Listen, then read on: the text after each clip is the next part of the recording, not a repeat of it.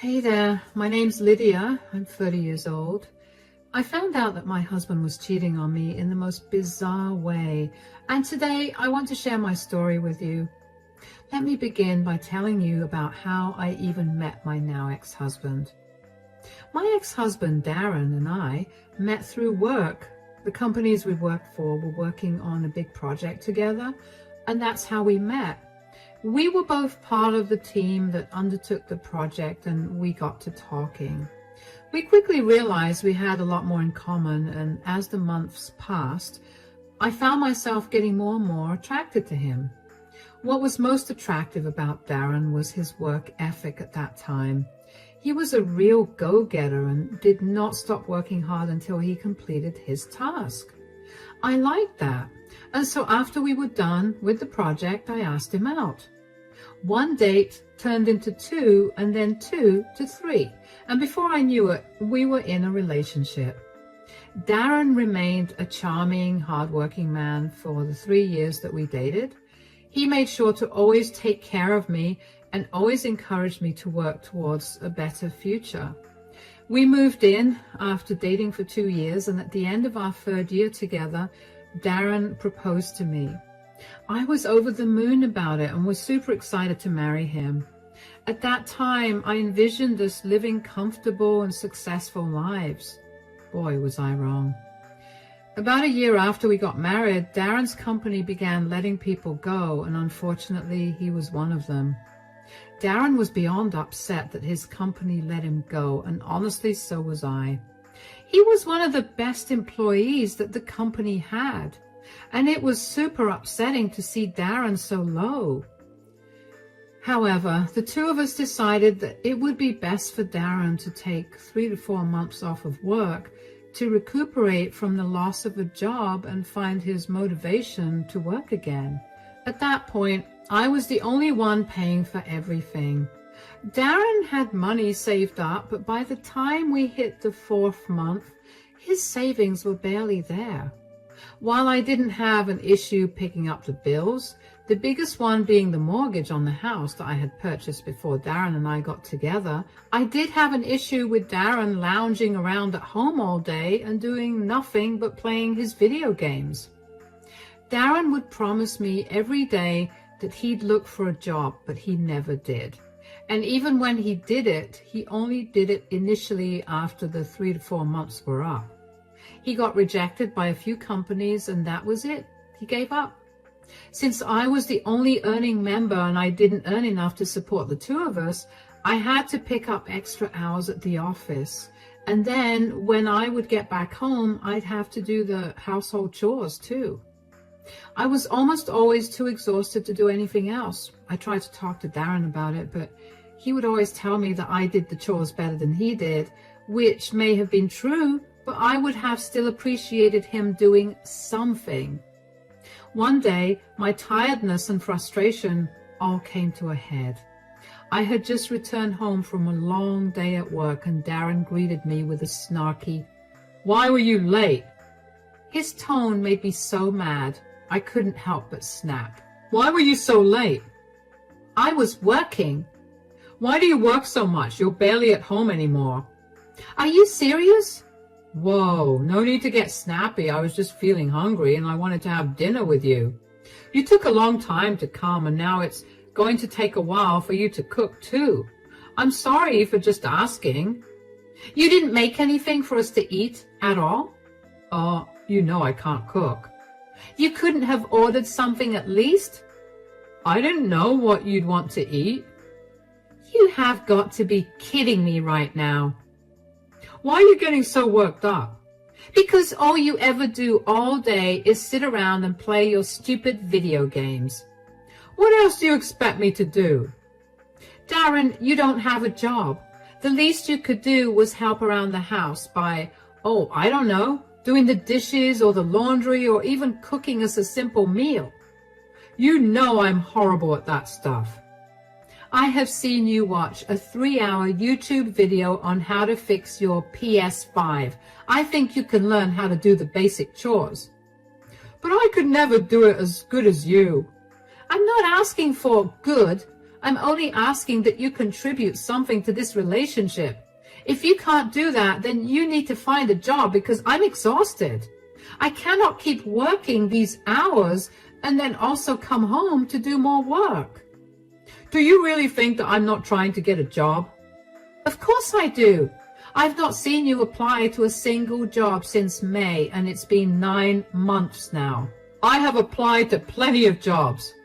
Oh, really? Then why haven't I heard anything about an interview? None of them responded. If you'd been religiously applying to a lot of jobs these last 9 months, you're telling me that not a single one of them has responded to you? Are you accusing me of lying to you? Maybe I am. Why don't you prove me wrong? I don't have to prove squat to you. As my wife, you're supposed to have absolute trust in me. Oh, yeah? Then as my husband, you're supposed to help me pay the bills. You're impossible. Why do you always have to have a problem with everything, and why do you always have to nag me? Because unless I nag you, you never get anything done. I feel like I'm your mother with the way that I have to constantly tell you to get things done. Do you not think that it's getting exhausting for me too? Maybe if you stopped nagging me so much, you wouldn't be that exhausted. You know what? You're right. I'm going to stop nagging you. I can't spend the night here. I'm going. Figure your own dinner out. I was honestly fuming. I couldn't stand the entitled behavior and I needed space to breathe. So I went over to my best friend Megan's house and I stayed with her for a few days after that. Darren tried his best to get in contact with me and eventually I gave in. After a long talk, Darren promised me that he would be more helpful around the house and that he would start looking for more jobs. That promise of his lasted 2 months. After that, my sister came back into my life. Now, let me tell you a little bit about my sister Lara. Lara and I never had a close relationship. She was always mean to me, and even though she was younger, I was kind of terrified of her. Nothing made me happier than to move out of my parents' home because that meant living away from her. After I moved out, I barely ever spoke to her or even saw her. She didn't even attend my wedding, but I was happy with that. But then she showed up at my house unannounced one day. She told me that she had been doing some self-reflection and that she was sorry for the way she treated me before. I forgave her and we began to repair our relationship. But more than her and I bonding, Darren and Lara quickly became the best of friends. Both of them loved the same video games and Lara would often come over every day to play them with him. It didn't seem strange to me at all at the time. To me, it was a good thing because my sister and husband were getting along really well. Plus, she and I were beginning to get very close too, since she almost practically lived at my house. Anyway, for the next year or so, all three of us spent a lot of time together, and as much as I wanted to be happy about it, I couldn't bring myself to be. Keep in mind that Darren was still very unemployed at this point. Whenever I would bring it up, Lara would shut me down and tell me that Darren was going through a rough patch. Of course, it peeved me that she was taking his side, but I didn't mind because he was at least not taunting me with remarks about me being late. The house was almost always a mess because Darren and Lara would eat like pigs and toss food wrappers all around and then never clean up after themselves. I was now tasked with cleaning up after 2 people instead of 1. I was reaching my breaking point. So I called my best friend Megan and asked her if she was free to meet me one weekend. I knew I needed to get away from Darren and Lara and talk about what I was feeling. Megan agreed to meet me the following weekend, and I was happy to finally meet someone other than my husband and sister. However, on my way to the cafe where I was supposed to meet Megan, I ended up getting a flat tire. I almost broke down crying right there, but I gathered myself together and got out. I tried to change the tire, but I couldn't figure out how to set the jack up. I must have stood outside in the blazing heat for around 15 minutes before a kind stranger walked up to me and offered help. "Do you need help with that?" Yes, actually. I can't seem to figure out where exactly the jack goes." Here, let me help you out with that. My name's Fred, by the way. Thank you so much, Fred. I don't know what I would have done without you. I'm Lydia, by the way. Well, it wouldn't be very gentlemanly of me if I just let a woman struggle with a flat tire by the side of the road. Oh, that's very sweet of you. Are you from around this town? Not really. I mean, I was born and raised here till I was about 7, and then I moved. I only came back for this amazing job opportunity. Me too. The job opportunity portion only. I wasn't born here. I'm sorry, I'm so awkward.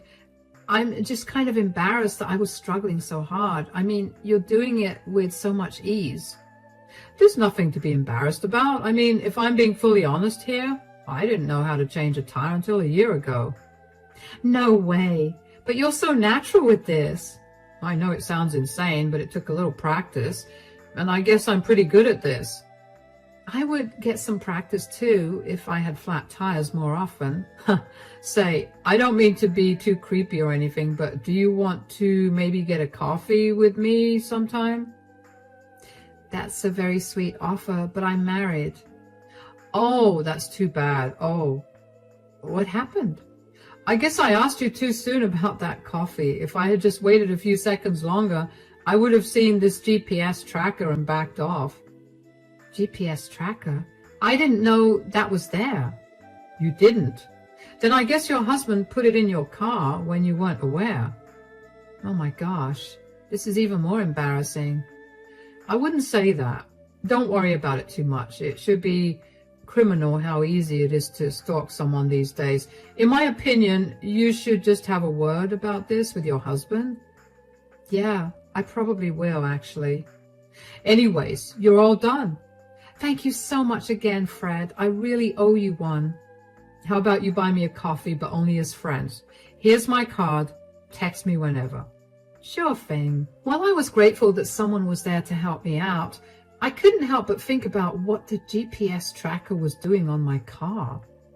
I couldn't reason out an excuse for Darren to put it on my car at all. I tried to think of when he could have put it on my car, especially since we each have our own cars and very rarely drive each other's cars. The only thing that came to mind was the day he told me that he was going to get my car serviced a year ago, which I found very odd because he was always adamant about me doing that by myself. I couldn't dwell on my thoughts for too long because I reached the cafe. I was a little late and Megan was already seated inside. I rushed in and greeted her. Hello, I'm here. Where were you? I was honestly beginning to panic. I know, I'm so sorry. I got a flat tire and I was struggling to change it. Thankfully, this really nice stranger helped me out. Oh, was he cute? Cut it out, Megan. I'm married. You know I love you, but I do not approve of Darren. I mean, the man lost his job years ago, and he's just mooching off of you at this point. Yeah, but speaking of Darren, I found something odd. What do you mean? When the stranger, his name is Fred, was helping me change my tire, he found a GPS tracker hidden behind the tire. What? Yeah, I mean, do you think it's odd? Because I, for one, sure did not put a tracker on my car. That only leaves Darren. Do you think it's odd? Sweetie, that's beyond worrisome. You need to get to the bottom of this. Okay, so I should talk to him about this, right? No, absolutely not. If you confront him about this directly, he'll lie to you. You need to figure out why he needed to put the tracker on you in the first place. Maybe because he wanted to make sure I was safe, or also that I wasn't lying about where I was going, which is pretty bad. But he's never needed to know my whereabouts before. He barely even asks me where I'm going. Yeah, maybe he needs to know your location because he's hiding something from you, like an affair. Please, that's the last thing he would do. He barely gets out of the house, and the only other woman he talks to is my sister. Wait, why is your sister at your house when you're not there? They like to game together, so whenever she's done with work, she comes over. That doesn't sound odd to you, especially now? I don't want to think about them that way. They're the closest people to me, along with you, of course. They would never, right? We can't say for sure right now, so why don't you make a plan about it? What do I even do? How about you park your car at work on Monday and then take a taxi back home to see what he's up to? This feels wrong. I mean, if nothing is happening, I'll feel horrible. Hey, you're just ruling possibilities out. If you find nothing, which for your sake I hope you don't, then you can just confront Darren about this. You're right, I'll do that. Now, I'm exhausted. Let's get some coffee, shall we? I really did not want to think of anything happening between Darren and Lara. I mean, why would they do something so horrible to me? I had been nothing but kind to both of them, so there should have been no reason to go behind my back that way. But over the weekend, the more that I thought about why Darren would place a tracker on my car, the more I realized that there just weren't enough reasons to justify it. Darren had stopped caring about my whereabouts altogether, and even if he wanted to make sure I was safe, why would he need to hide the fact that he was putting a tracker on my car from me? There was no reasonable explanation at all. When Monday came around, I was anxious to get to the bottom of it all. I called in sick at work and got myself a taxi back home. When I got back home, I noticed that Lara's car was in the driveway. You need to understand that I leave for work at around 8 in the morning, and at 9 a.m., Lara's car was in my driveway. I always assumed that she came over only during the afternoons, but clearly that was not the case. I walked into the house with my heart pounding. At first, everything was quiet, until I heard the sound of the bed in our bedroom creaking. I grabbed my phone and opened the camera. I quietly opened the bedroom door and saw Darren and Lara in bed together. I snapped a few pictures of them. I felt numb at that point. I barely even remember what exactly happened after that, but I also made sure to record the entire conversation that I had with them. I let the two of them know that I was there by clearing my throat. Darren was the first to hear me, and when he saw me there, his face paled. The two of them struggled to cover themselves up entirely. What are you doing here? You were supposed to be at work. I made sure you were. I parked my car at work and took a taxi back home. That's right. I know about the GPS tracker. I came back to see if you were hiding something, but why does that matter? The real question is, what are the two of you doing? What does it look like, Lydia? No, it isn't. It isn't what it looks like. Oh, really? It looks like the two of you are sleeping with each other. What else could this be? It was a mistake. I'm sorry. Please don't leave me. A mistake? No mistake happens every day for a year. This has been going on for a year now? Lara, could you just shut up for a second? First of all, stop lying to me. And secondly, don't tell Lara to shut up. At least she's telling me the truth. Look, I messed up. I feel bad right now, and I really want you to forgive me. Why did you do it? What did I not do for you to cheat on me? You're perfect. It's not you. It's me. I swear. I just was alone all day at home, and I had no one to talk to. When Lara came back, it felt nice. I felt heard and seen again.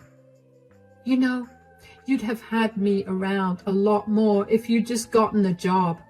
I had to pick up extra shifts just to cover for us.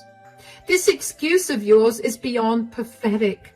Oh yeah, it is. He's actually never stopped talking about how boring you are and how you're not as pretty as me. Not to mention how old you've gotten. Lara! Wow, Darren, you're a disgusting man. And you, Lara? I know we've had our ups and downs, but this? I never expected this from you. I don't know what I did to make you hate me this much, but I'm sure whatever it was not enough for you to sleep with my husband. Both of you are disgusting, vile human beings. I want nothing to do with either of you anymore. Fine by me. And for the record, you've always gotten whatever you wanted. You were always favored by Mom and Dad. The only place I excelled in that you didn't was the dating scene. And it's not my fault that your pathetic husband couldn't keep it in his pants. You broke my marriage because you were jealous? That's pathetic. You can go ahead and leave now. Lydia, please don't leave me. I'm begging you. I promise I'll get a job. Save it. I can barely look at you right now because all I want to do is punch you. So get out of my sight, now. My heart felt like it was shattered. I don't know how I held myself up without sobbing, but I managed to do that until both Darren and Lara left. I couldn't believe that my husband and my sister were sleeping together for a year. After all I did for Darren, this is what I got in return. And Lara? I thought we were finally getting better. But she was only there to sleep with my husband. She just came to me so she could ruin my life yet again. I updated Megan about everything that happened, and she was over at my house in a jiffy. She stayed with me until I was no longer spontaneously weeping, and then also helped me find a good divorce lawyer. It was a great thing that Darren and I hadn't had any kids, because this was the last thing I'd want them to go through. Darren kept trying to contact me and get me to forgive him, but I refused to listen to him. We had thankfully signed prenups before getting married, so there was no issue about the division of assets. My only issue was that Darren refused to sign the divorce papers. I'm just super lucky that I live in a state where if your spouse doesn't respond to the papers, it becomes a no-fault divorce and the judge gets to approve or disapprove of the divorce. With the evidence I had against Darren for his infidelity and his neglect, the judge barely had to think before approving my divorce. Darren had unwittingly sped up the process of our divorce. It wasn't until 2 months later that he even realized that we were divorced. The only way he found out was because his mother called me to ask me how I could be so crappy to him. I asked her what she meant, and she informed me that Darren had told her that I had been financially abusing Darren and that I had been bringing multiple men home because I thought Darren was not good enough. Of course, I was enraged, and I told her the truth and informed her that we'd been divorced already. I sent her the proof of Darren's affair as well. Let's just say that was not a good thing for Darren. He showed up at my door 3 days later looking miserable. What are you doing here? Did you take pictures of Lara and me that day? Whoa, why are you asking me that? Because my parents found out and now they've kicked me out of the house. Oh yeah, I did. I initially was not going to, but then I found out that you've been telling them that I accused you of cheating on me and then did not believe you when you told me otherwise. I had to defend my honor, so I sent them the picture. What is wrong with you? I have no house and no money to go anywhere. Oh, you should have thought of that before you cheated on me with my sister. I told you that I felt sorry for what I did. Feeling sorry doesn't erase what you did. You are the only one to blame for where you are right now. Fine, but I'm moving back in here. No, you're not. I have nowhere to go. Do you really not feel an ounce of sympathy or pity for me? Why should I? I was the one that worked my butt off to provide for both of us. I barely slept for 2 years just so we could have food on our plates. I sacrificed everything to give us a comfortable life. And all for what? For you to cheat on me? Did you care about me when you were sleeping with my sister? You put a tracking device on my car, for crying out loud. It was a mistake. No, that was not a mistake. Do you know what was a mistake, though? Me trusting you. Me covering for you for years when you didn't have a job. I should have left you as soon as I realized that you were never actually going to look for another job. I was a stupid fool for doing that. But now I've learned from my mistake, and I'm not letting you back into my life ever again. You can't just throw away a 6-year relationship like that. Come on, everybody makes some mistakes. I promise I won't do this again. Please just let me live here till I get back on my feet. I promise I'll look for a job. It's been 3 months since we finalized the divorce and you still haven't found a job. I don't see any reason to believe you. Now get off my property. I'm tired from work and I don't want to deal with you. Figure your things out by yourself. Goodbye. I couldn't believe the audacity that Darren had to come back to me after we got divorced, only to beg me to give him a roof over his head. I gave him a roof over his head for 2 years too long before I realized I was getting scammed. Not to mention the very fact that he still could not own up to his actions, and he still blamed everyone and everything else but himself, and made me feel so angry. Darren did not leave my doorstep that day, so I had to call the police on him, and they escorted him off my property. For a while after that, I hadn't heard anything about or from Darren, and I finally began to feel at ease. At some point, though, a mutual friend texted me to let me know that Darren had been going around telling everyone that I cheated. But since I owned our house, I could kick him out, and I did that. Honestly, I didn't care much at that point. A lot of these mutual friends of ours were barely close with me, and I saw no need to defend myself. Although I did send the pictures of Darren and Lara in bed together to the mutual friend who contacted me. What happened after that was none of my concern. Of course, the truth spread like wildfire among them, and a lot of them reached out to me to check in on me. A few of them did contact me only to tell me that I was a horrible person for fabricating evidence of Darren cheating and to call me a crazy lady. While I did appreciate the friends who did contact me to make sure I was doing all right, I couldn't care less about the people who called me crazy. I mean, I knew that those were the people that Darren was leeching off of, and the only thing that I had to say to them was good luck. He's your problem now. Besides, I blocked everyone and decided that it was time for me to move on from this atrocity and start living fresh again. I focused on getting better after the whole thing. I never realized how much I'd been on edge since the divorce started and ended, and how tired I was in general from having to deal with Darren. I finally got to take some days off without worrying about money, and my home has quickly become something I'm excited to come back to. Megan has also been a great support during this time, and I couldn't ask for a better friend than her. Along with Megan, my other source of support has been Darren's family. Yes, they're on my side. They were beyond disappointed with Darren's behavior, and they cut all ties with him. That probably made him even more desperate for a job and a place to live. Not that it was any of my business. As for my family, everyone's cut ties with Lara, and she's been left to fend for her own self. My parents kicked her out of their home and told her to only come back when she truly felt sorry for what she did.